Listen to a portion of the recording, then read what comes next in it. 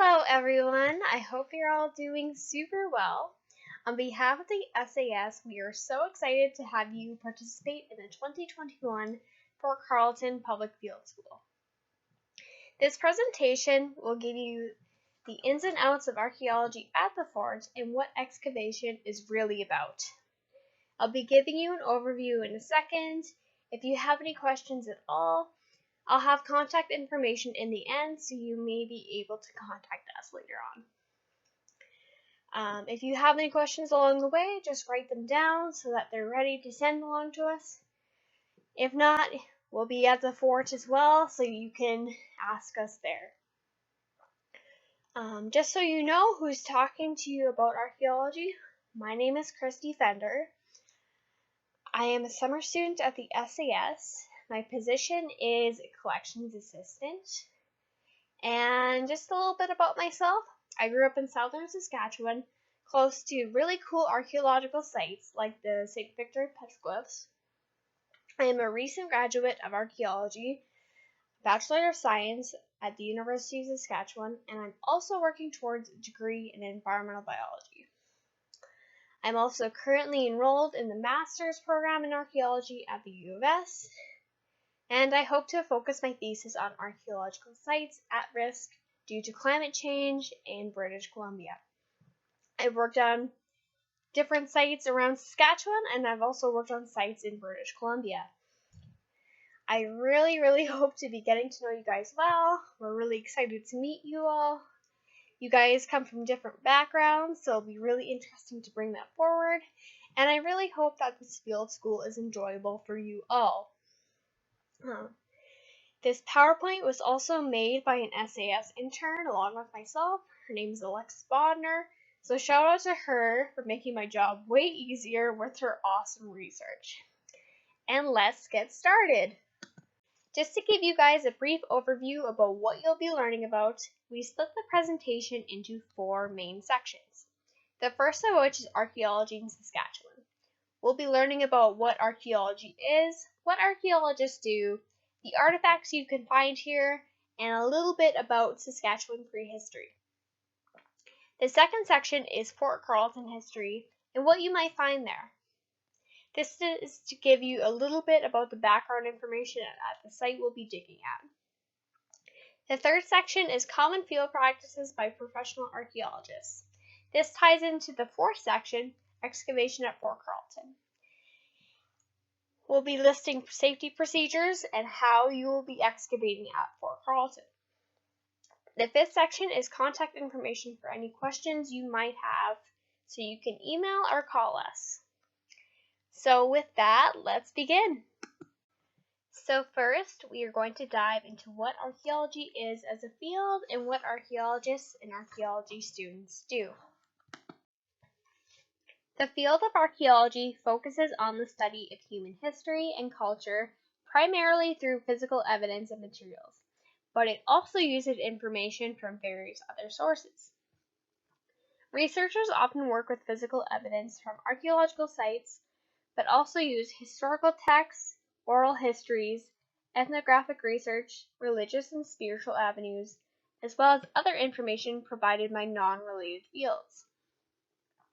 Depending on the archaeologist's research, they often used information from geology, geography, chemistry, biology, other social sciences like psychology, sociology, history, and of course related fields such as anthropology.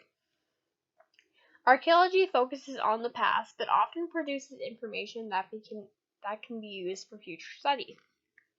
For example, medical anthropology and paleopathology focuses on disease and infection that affect humans. By studying how human bodies and population react to said illnesses, we can study how similar illnesses can affect current populations.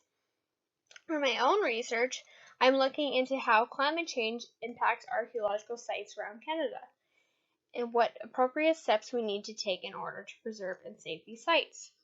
Therefore, I'm using geography, geology, biology, anthropology, and of course archaeology to name a few avenues involved with my potential thesis.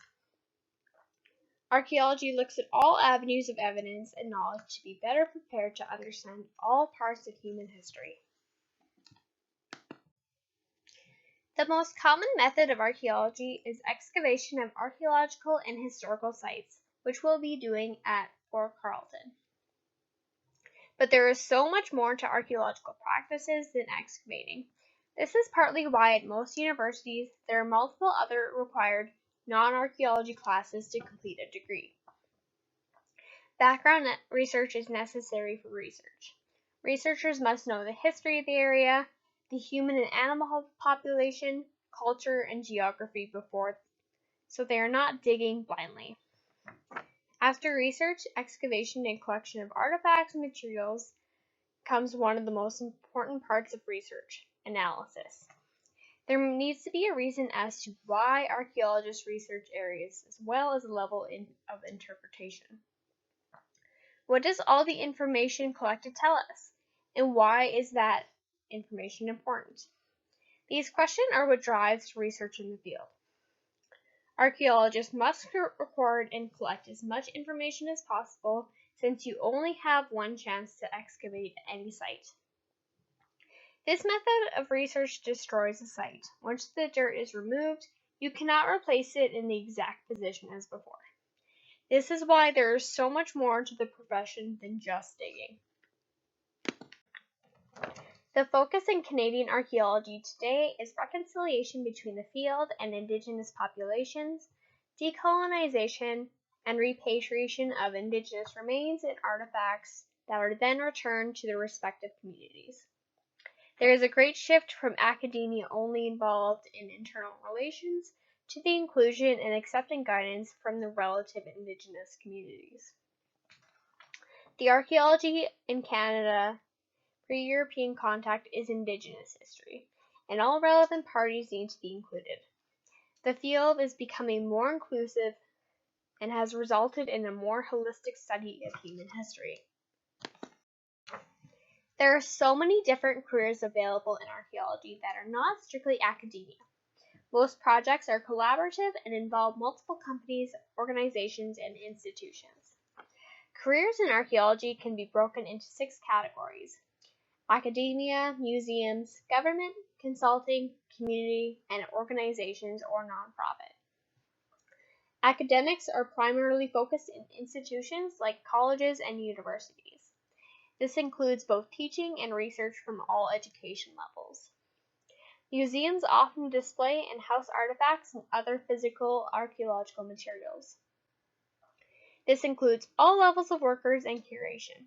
Government branches do overlap with consulting and museums, but that depends on the job or project. This also includes areas like regional and national parks and government companies like Saskatchewan. Consulting can be involved in both public and private sectors. This avenue includes mitigation of sites from progressing infrastructure as well as damage like high water levels or cultivation. Community involvement has multiple avenues. For example, archaeological involvement can come from avocational archaeology, meaning people without formal training can hold avocational permits.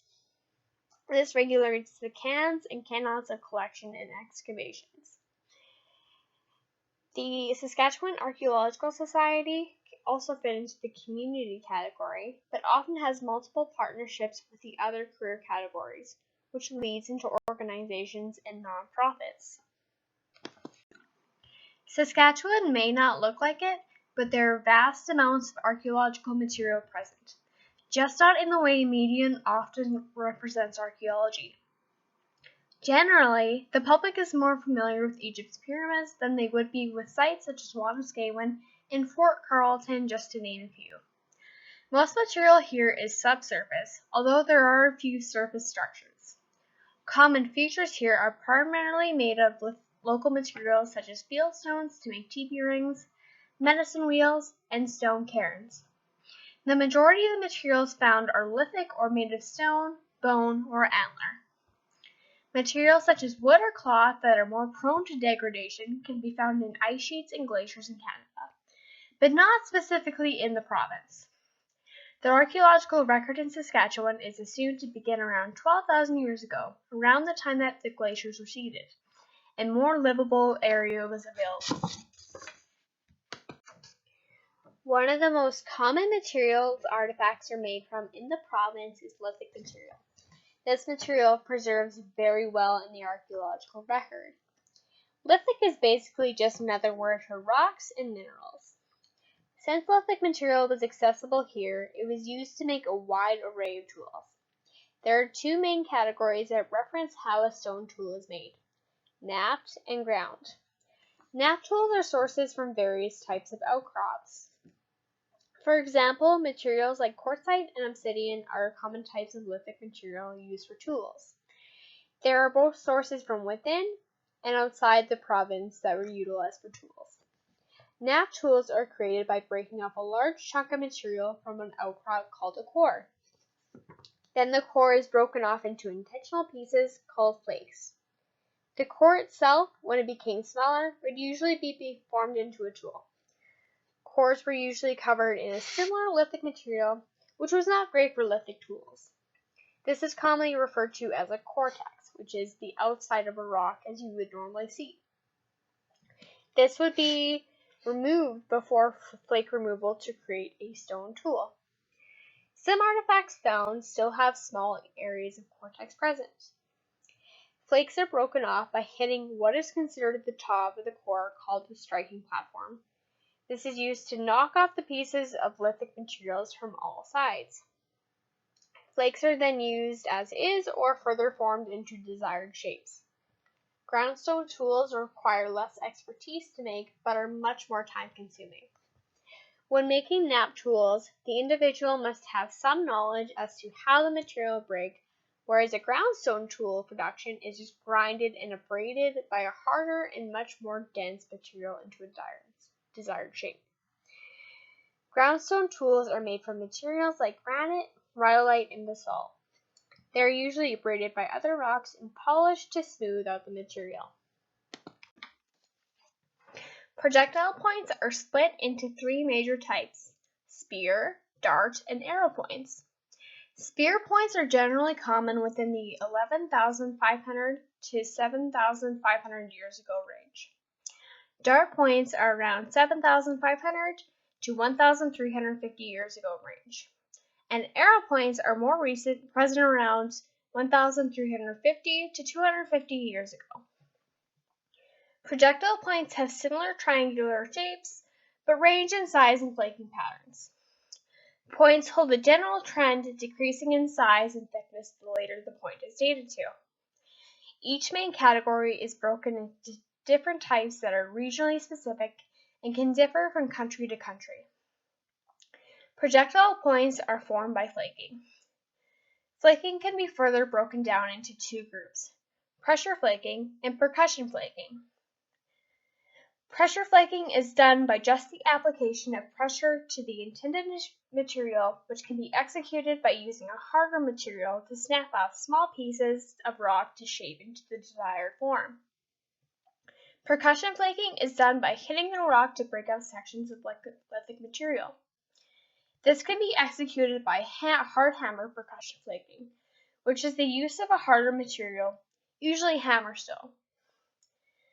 This is used to break off desired stone, or soft hammer percussion, which is used using softer materials such as antlers. There is a Clovis spear point to the far left. These are quite large with flaking on both sides and some thinning on basal edges or base. Next is the gowan dart point. Gowan points have a unique feature that have rounded corners, commonly referred to as ear and a basal notch. To the right is an Avonlea arrow point. Projectile point typologies vary from region to region. There can also be multiple types within the same main category, such as an arrow point, that were made and used. Here are some examples of other flake tools. At the top left corner is a scraper that still has some cortex on the surface. Scrapers are made out of different rock types and will be often reworked for continued use, such as this one has. Notice the multiple small flake scars along the edge. A flake scar is basically where a flake has been removed. Next to that, to the right, is a core that has been heavily used as well. On the bottom is a drill which has been hafted or attached to a small wooden handle. Tools like drills have similar basal edges to projectile points, since both would be often attached to a handle or a shaft. Groundstone tools are commonly made from materials such as basalt, granite, and rhyolite. These tools are often made by using silt stones or abrasive volcanic rock to grind down other stones. Materials that have minerals like quartz, which is a very hard material, incorporated within them is great for grinding. The commonly found groundstone tools in Saskatchewan are groove mauls, hammerstones, axes, adzes, and atlatl weights. Mauls and hammerstones are used for pounding and grinding. Axes and adzes are used for cutting and chopping tools. Adzes are also believed to be used as a wood shaving tool. And atlatl weights are attached to atlatls as a counterweight. Atlatls are included both spear and dart technology, and it's a device that increased both accuracy and distance. They were used like an extension of your arm and thrown in a javelin-like style, flicking your wrist at the end to make the spear or dart follow a parabola formation. Also included in this category of groundstone tools would be mortars and pestles, but these are less common in Saskatchewan. Here are a few examples of groundstone tools from left to right. To the far left is a hammerstone. Sometimes hammerstones just look like regular field stones. But what differs about hammerstones is the evidence of use and wear. Common use and wear is evidence of pecking and damage on one or both ends that show someone hit the hammerstone repeatedly against a surface. Next, in the middle is a grooved maul. The groove is made to house string, rope, fibers, or sinew to attach the stone to a wood or bone handle. Last is an axe. This is grooved similarly to the maul, but has a sharp working edge for cutting and chopping. Tools were not always made out of stone, but also organic materials like bone and antler. Antler was commonly used for flint knapping as a striking material, or for the use of handles. Bone was utilized for various reasons. Bone was often broken open for marrow extraction, or also made into beads and pendants as well as other tools. For example, long bones, which are the longer limb elements, were used to make handles for lithic tools, hide fleshers, and needles, whereas scapulae were also used for shovels and saws. Bone and antler tools were great since they came from renewable resources. At the top left corner, there are 3 bone beads. Beads were either left as is or grooved and designed. This one is made from bone and grooved in a crisscross pattern. Underneath is a bone needle. Beside the needle on the right side is a scraper that has been hafted to a handle made from antler.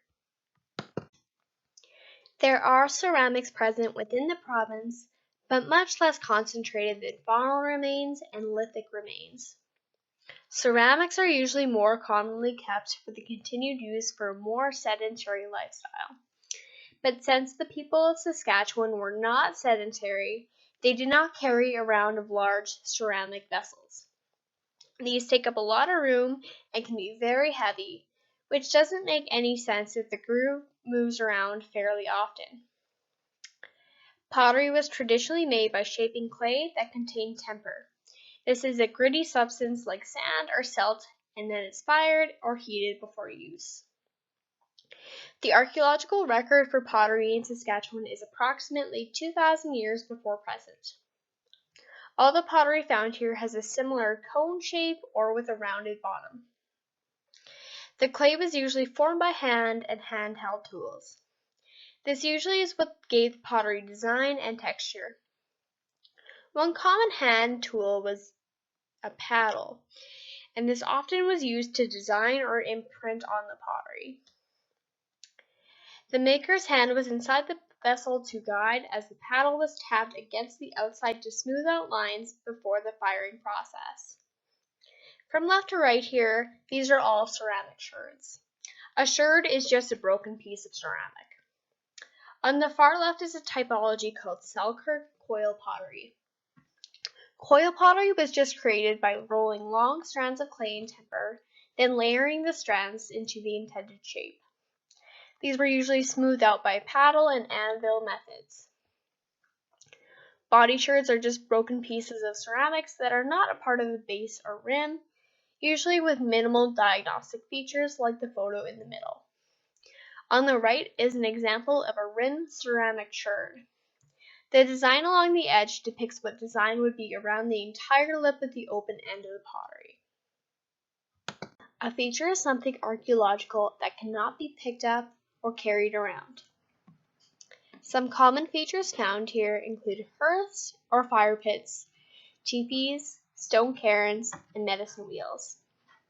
Common features like hearths and teepee rings are usually created by the collection of fieldstones, then after use would be left in place. Hearths often have a lot of fire-cracked rock within and around the hearth due to the heating of the rocks until they cracked and broke. Ash and charcoal are usually found within the stone circles. Features like stone cairns and medicine wheels are intentionally placed. Stone cairns were built to mark a specific area or direction. These could hold spiritual importance or even mark burials in rare cases. Archaeologists do not know for certain what the intended use or purpose was for medicine wheels, but it's theorized to be burial monuments, location or event markers, ceremonial spaces, or even astronomical alignments. There are sites that have pictographs, which is a form of painted rock art, and also petroglyphs, which is rock art that has been carved into a rock face or large boulder. There are also effigies present in the province, which are the careful placement of stones in the outline of an animal, human, or geometric shape. These tend to be quite large and are rare sights here. Other common features found here are boiling pits, where a hole was dug and lined with hides and hot rocks put in to heat up the contents. There are also bone uprights, which can be mixtures of bone in a bone bed or calcite, as well as specifically placed groupings of bones. Post molds, which is where posts once stood, are more common within the historic era of archaeology in Saskatchewan. Archaeologists in Saskatchewan use what is called a culture chronology to indicate different periods in time. These different periods house different types of artifacts as well as ceramic styles. This is just a named way of organizing time periods. Typically, time periods are named after either the environment, for example, boreal referred to warm and dry conditions and the movement of boreal forest to the north, or cultural indicators like Avonlea from the pottery and points present. If you would like, you can review this chronology on your own time. Now that we've introduced you to the field of archaeology in Saskatchewan, let's cover some more detail on the site we'll be excavating at. Before Fort Carlton was built on the North Saskatchewan River Terrace, the Indigenous groups in the area lived and passed through the river valley. Archaeologists have found few pre-contact, meaning before European arrival, sites in the river valley. Prior to the fur trade post built on the river terrace that is now Fort Carlton, there are two small posts that bore the name Carlton House. These were located in different areas along the Saskatchewan River system. It was very common for posts to be moved and rebuilt. This happened almost seasonally. The posts followed the supply of furs and the people who trapped and hunted the animals. The wood that was used to build the trading post was not treated and had a life of about 8 to 10 years. This was dependent on the quality of the wood and the environment. Instead of rebuilding small posts, they moved them. This is why there are 3 locations of Carlton posts. Carlton House 1 was built about 1.5 miles downstream of the current location along the Saskatchewan River in 1795. In 1805, Carlton House 2 was moved and built near the South Ranch House, where it was operated until the relocation to the permanent area where the provincial park is today in 1810. Fort Carlton not only operated as a fur trading post, but also as a provision collection post. For a large part of Carlton's history, they were one of the closest posts that had travel access to the northern posts. Since the fort was along a major river system, the post also collected provisions to send back to York Factory on Hudson's Bay to be transferred to other posts. This particular role was very important because the workers at Carlton not only had to provide food for the fort itself, but also many other forts. In the later years, when the land travel became more consistent, Fort Carlton became a mail hub for receiving, storing, and sending packages. Along with shipments, furs, and provisions, the workers collected firewood, fixed buildings, and in the summer months, tended the gardens. Treaty 6 was first signed near Fort Carlton on a grassy knoll by a leading Cree chief from Big Child that had previously worked with Carlton hunters in his early years, as well as another chief from Star Blanket. Although Carlton's only role was providing stay for some of the people associated with the governor, the river valley was forever marked by this important historical event. The treaty discussions began August 15, 1876, and signed August 23, 1876, with 3 new terms negotiated by the respective chiefs. Fort Carlton met its demise in 1885 during the Riel Resistance. After the skirmish at Duck Lake, the people fighting for the government of Canada retreated to Carlton to tend to their wounded. The original plan was to collect what they could carry and discard the goods they could not and sneak away. But one of the wounded men's mattress happened to be too close to a heating stove and caught on fire. Their surprise retreat was ruined as the building caught fire. There was no attempt to subdue the fire as they packed up as quickly as they could and left. When the Riel Resistance arrived at Fort Carlton, they collected whatever goods, tools, and ammunition that was left behind and set fire to the rest of the tattered buildings. After Carlton burned, there was no attempt at rebuilding the fort, and the land was scavenged and later turned into farmland. Fort Carlton Provincial Park houses a wide array of archaeological and historical artifacts. There is a pre-contact site that has been identified on the river valley rim, which holds a scatter of lithic material and a hearth feature. During the parking lot expansion, another 3 pre-contact hearth features were located, some of which had lithic material within the charcoal and ash lens. The historic artifacts are made from a wide range of material. These are materials like ceramic and metal, which are very common since they preserve very well in the archaeological record. Because the last phase of Fort Carlton was burned down, there was a lot of melted globs of glass, melted cast iron, and metal building material like nails, hinges, and doorknobs. There's also vast amounts of buttons, beads, and ceramic shards. Usually the greater amount of this type of artifact means it was more common during the time of use. These materials are fairly common to find when excavating Canadian fur trade posts. The structures also preserved fairly well. Since Carlton burned down 126 years ago, much of the wood structures that were below ground are still present. The majority of the wood is decomposed, but features like post holes and wood foundation outlines are still visible and fairly easy to notice during excavation. The majority of the buildings were constructed using the post-in sill method, which means to erect a frame of outright posts, then add horizontal logs or slabs in between. These foundations were made up of local fieldstone and held together by lime mortar. The lime was sourced from upriver, and the mortar was made at the fort. These foundations now house some of the reconstructed buildings. All stone foundations discovered in the 60s were capped in concrete with the tops still visible. So now we're going to move on to common field practices by professional archaeologists. This is mostly to give you an idea of what archaeologists do. We'll be doing a lot of the similar things, but don't worry, it won't be as research intensive. The beginning of most projects in the majority of the sciences and social sciences is background research. Specifically in archaeology, research is much more than reading one paper on your relevant site. It's a good idea to start reading about previous research done on the populations of your respective area. Since archaeology focuses on human history, that's a great place to start.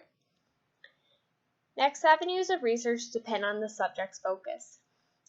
It's always good to have some knowledge on geology to understand soil composition, changes, and be able to identify some lithic materials you may encounter. Biology and ecology are also important. In some cases, underground archaeological sites have been able to change the type of vegetation, whether it be species or density. This type of archaeological practice can take months to years before major excavations. There are a few ways to survey the focused area: pedestrian surveys, aerial surveys, and ground penetrating radar, GPR. The most common are pedestrian surveys, where archaeologists literally walk and look at the ground to see if there's any surface evidence or interesting areas. Pedestrian surveys are commonly accompanied by shovel and auger test holes. This is when researchers come across an interesting area and dig a shallow hole, usually around 20 to 30 centimeters in depth, to see if there's any cultural material present. All test holes are recorded as positive, meaning that there is archaeological material, or negative, meaning that it's sterile and nothing was found. Surveying is commonly utilized to look over areas that have not been excavated or areas surrounding previously discovered sites. Previous research often gives archaeologists a better idea and guidance as to where surveying should be conducted. Other surveying methods, such as aerial or GPR, are less common due to the cost attached. Archaeology is often funded by grants or public sectors, so money is spent where is necessary. This step follows surveying and test holes. Grid systems are set up on either already marked archaeological sites or concentrated positive test holes. Grid systems are commonly organized in square sections, usually oriented using the cardinal directions: north, south, east, and west. Grids are designated by stake placed into the ground with string attached to each point. Each individual square is called a unit, which has its own letter or number designation. Usually a site datum is established, which is like the starting point for excavations. An example is the datum would indicate site depth at 0, and all other units in association either above or below datum are reported to keep the natural terrain recorded.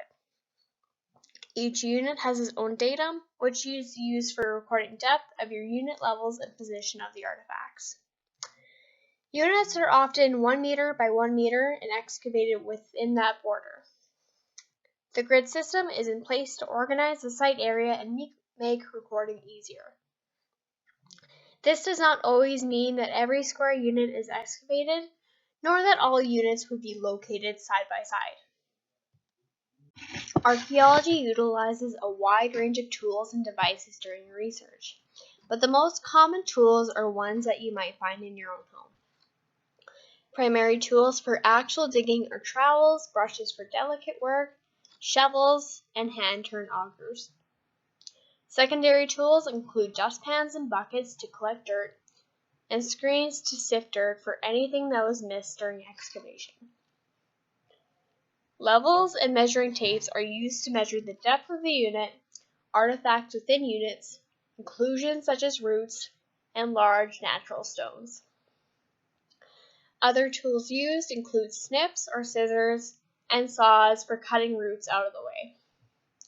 You should never pull roots out or up due to the possibility of delodging artifacts out of context and the possibility of confusing soil layers.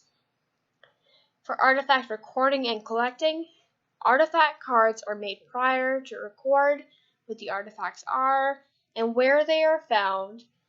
Both the artifact and the card are bagged together. Excavation usually follows arbitrary level depths that are decided on prior to breaking ground. Each unit is then sectioned further into 4 quadrants for further detailed records and systematic excavation. These are usually excavated quad by quad down to arbitrary level. For example, down to 10 centimeters. While excavating, usually done by trowel, the trowel is dragged across the dirt, and never turn to use the tip to dig holes, lift artifacts, or roots.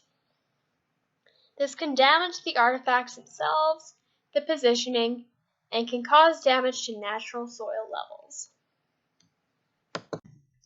Soil is a huge part of archaeology and can tell us about past environments. Soil can also help indicate habitation, if there is a lot of decayed vegetation, if there was a water table present, or streams or rivers through the site, evidence of burning both anthropogenic and natural material, and how the area changed over time. Different layers of soil are commonly referred to as stratigraphy. Usually after excavation is completed inside a unit, the stratigraphy of a wall is recorded, which is called profiling. Archaeologists typically use a book called a Munsell chart, which helps you identify soil composition by matching color to the respective soil type. This book can give researchers more information about the soil, such as the different materials that make up the matrix. This is the physical material artifacts are found in. Soil layers and lenses can also show occupation layers dependent on what the site's purpose was, which is helpful if there is a site that was occupied seasonally. Soil composition is also recorded at the end of every arbitrary level. Field paperwork is supplementary to excavation and is important to archaeological research. Although paperwork can vary from site to project, there is usually a few sections that stay similar. Most excavators have personal field journals. This is more of an informal way of recording and primarily includes experiences specific to the writer. It also includes things such as weather, temperature, visitor to the site, and personal feelings towards a task. More official reporting sheets include level records, which are to be completed at the end of every arbitrary level excavated. These forms usually have a grid map on the back, which is used for recording the placement of found artifacts, charcoal or areas of ash, large stones, obvious soil changes, and features. This form includes beginning and end depths, soil composition and changes, and a place for any additional notes. Artifact cards, as previously mentioned, are bagged with artifacts and include all specific information pertaining to one artifact or concentration of artifacts. Some sites have separate feature forms that are used only to record the specifics of a feature if found within your unit. Some projects also have catalog forms to keep a continuing record of total artifacts during your excavation and respective catalog numbers. Cataloging is usually done after excavation and is just to assign each artifact a number to help organize artifact collections. Lab work can be done either during excavations or after them. Cleaning and sorting are often done on excavation break days. Most artifacts are brushed and or washed, excluding wood, charcoal, or tools in which residue analysis will be performed on. This is usually done with soft paint or toothbrushes and water only, then laid out to dry before being rebagged. This is to prevent mold growth and lessen the amount of dirt transported into buildings and collection boxes. Sorting usually pertains to fragment bags, with all the bits and pieces either found while excavating or in the screen that are still cultural material but are too small to be mapped in or found out of context. This is the time to take a closer look at the materials you found in the screen, which often includes getting rid of the random pebbles that may have been bagged. Cataloging is usually digitally recording artifact numbers and information on artifact cards in an Excel spreadsheet. Analysis and report writing are done at the end of the excavations. This is where the excavator compiles all the information regarding one's unit and usually adds what they may have thought happened at the site and what the information collected means. This section is usually the most time-consuming and can take longer to finish than the actual excavation. Now that we've covered some basics on the site, what archaeology is, and what archaeologists do, let's turn our attention to the field team. You guys.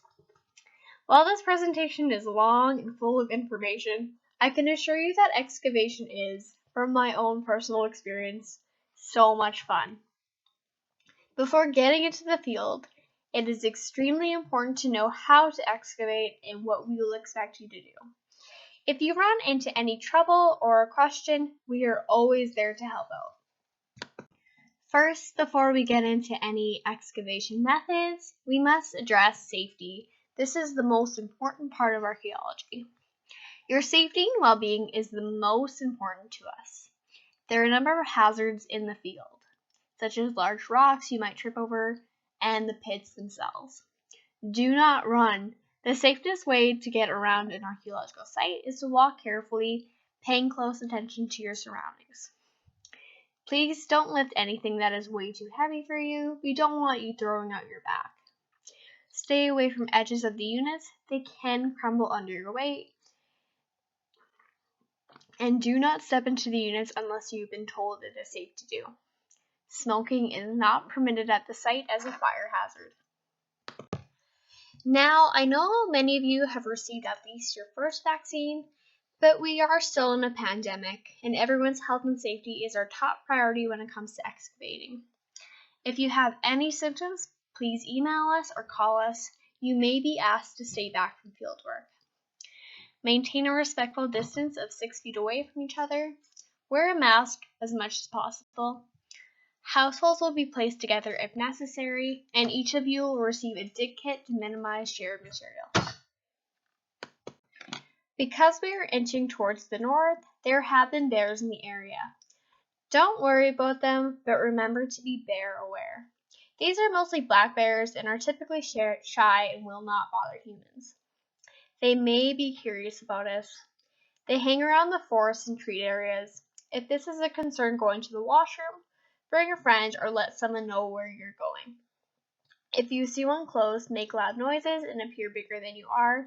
Do not run by any means. Do not approach any animals. And please, for our safety as a team and for your safety, do not leave any garbage at the site. You will each have a participant booklet with much of the same information. But just to go over this, here are a few things to bring. Bring water, bring sunscreen, bug spray, warm weather appropriate clothing. I would recommend you wear layers just in case the weather changes and in case it gets cold. Gloves, garden gloves are fine. A camera, these are optional, but these are very useful when recording site information. Bring water. I cannot stress this enough. You need to keep hydrated out there. It can be very hot. We don't want to risk you getting heat stroke, so bring plenty of water. And knee pads are optional, but if you get uncomfortable kneeling on the ground all day, these might be a good thing to bring. To the right, you don't need to be worrying about these things. We will bring all equipment listed, including trowels and brushes, root cutters, forms, bags, pails and dustpans, tape measures, string, tinfoil, tarps, line levels, and what have you. Just bring whatever you need listed on the left. The site will already be organized for you, but we may ask you to help with a few tweaks around the area should we need it, but we will give you instructions in the field. Organizing the site is organizing your area into name squares. You will each have one of these name squares or units. We use cardinal directions to orient the site grid, north, south, east, and west, and the site and unit datums are established. You'll be using one of these datums or reference points to measure in the artifacts you find. These datums are marked by stakes, and string connects each stake. Units are commonly 1 meter by 1 meter square, and this will likely be the size of your unit. Archaeologists rely on finding artifacts in situ, or in place of its original context. Without context, it's very difficult to understand the cultural relevance an artifact might have been in relation to its position and or the time period it might have been in. This is why we measure in artifacts. The most common way is called 3-point provenience. You measure the position that the artifact is in, for example, from the east wall, the north wall, and how deep it is, making 3 measurements. The depth is measured using a level. When the level is at ground level or at a depth of 0 centimeters, the bubble you see in the picture in the level is between those 2 lines in the center. You'll be using a level like this to measure the depth of artifacts at Fort Carlton. Because I'm not giving you this presentation physically, I wish I could demonstrate this, but we have some pictures of one of the SAS interns doing this. So in the first picture to your far left, you see her measuring the easting, or the centimeters from the east wall. In the middle picture, she measures the northing, or the centimeters from the north wall. And then in the last picture there, to the very far right, she measures the depth of the artifact using a level attached to this string. We'll be demonstrating this as well in the field so you get a better idea of what is happening here. You will need to record and fill out forms while excavating. One form that needs to be filled out is a level form. This form describes everything that was recorded in your unit and how it was excavated. Even if there are no artifacts in your level, it needs to be written down with a description of the soil and sediment as well. Before you start, measure the depth in the upper and lower corners of every quadrant. After you've completed your level, repeat this step. Another form that needs to be filled out is a plan view form. This is basically a bird's eye view of your unit after one level. To the best of your ability, draw what you've recorded in your unit and where you've taken it out. You don't need to be artistic, just legible enough for analysis. After bagging fragments in your screen and finding an artifact, the catalog card needs to be filled out and bagged with the artifacts. Weight, catalog number, and quantity is usually recorded in the lab, so you don't need to worry about that. Record where the artifact is in your unit. For example, your artifact might be 50 centimeters north and 50 centimeters east. So you write 50N-50E. For fragments, you just put the level down. Also, write your name and the date on the card. While excavating, you will need to fill out forms to ensure that we have the most information for analysis later on. The best practice is to put as much information as possible about what the artifact is, the placement, this is the most important, in the unit, and any other relation to other artifacts. These are mapped in or drawn into a grid map of your current level. Don't worry about being artistic, the general shape and placement is what is most important. Let's go over some very common scenarios and questions we get in the field. We love getting questions because it gives us a chance to talk about what we love doing. But we would also love for you to ask questions to learn about this process and about filling any missing gaps in paperwork. Your involvement is so important to us. The first question or scenario is, awesome! I found an artifact in my unit. Now what do I do? The first step is to stop and question what it is. If you're unsure what it is, ask us. Record where it is, including the depth and the location of it. Record it on a catalog card. Describe it as well. What is it? What is the color? Or what is it made of? Map it in. Use the measurements you took on your catalog card. And carefully remove it with a trowel or a brush or a chopstick. The fifth step is to put it in a clean bag with a catalog card. And that is what you do if you find an artifact. One question that I've been asked and that I ask myself when I'm participating in field schools is, what artifacts do we keep, or do we keep this? Basically, you keep almost everything. You keep everything that a person might have used, any bone, any fire-cracked rock. But with fire-cracked rock, sometimes it depends on the supervisor if you should keep it. Always ask. If you discover charcoal, ask if a sample is necessary. This is usually mapped in as well. If you're unsure if a rock is an artifact or just a rock, let us know and ask us. Rocks are usually not kept unless they're part of a feature. Rocks of significant size are mapped in. So a big rule of thumb for anything that you find in your unit, if it's bigger than a loonie, map it in. Features can be a very exciting find, but they can also be very intimidating if you happen to find one in your unit. The first step always is to stop. Question what you see. If you're unsure, please ask us. Record where it is, the depth, and the location. Map everything in, noting the depth of each component using the measurements that you took. You might be asked to dig around the feature for more information. Let someone know and we will give you further instructions on what to do in this scenario. And we finally made it to excavation. When you're excavating, please take your time. It's not a race to see who can get done the fastest. You might miss something when you do. Use a trowel to excavate. Keep the trowel as flat as possible and pull the dirt towards yourself in a scraping motion. Excavate one layer at a time, one quadrant at a time. All the dirt goes into a bucket and then is screened for artifacts. If you find something in the wall or the floor or your unit, do not pull it out. We need to carefully excavate around it until it can be safely lifted. Sometimes it is left in the wall completely and you do not touch it. Also, let one of us know if you found something cool. We want to know, and if it's something delicate, we can give you further instructions on what to do. It sounds kind of funny, but there is an etiquette to trowel and brush technique. A trowel is usually the first thing in contact with your unit. It's not meant to dig, but to gently scrape the surface of the ground.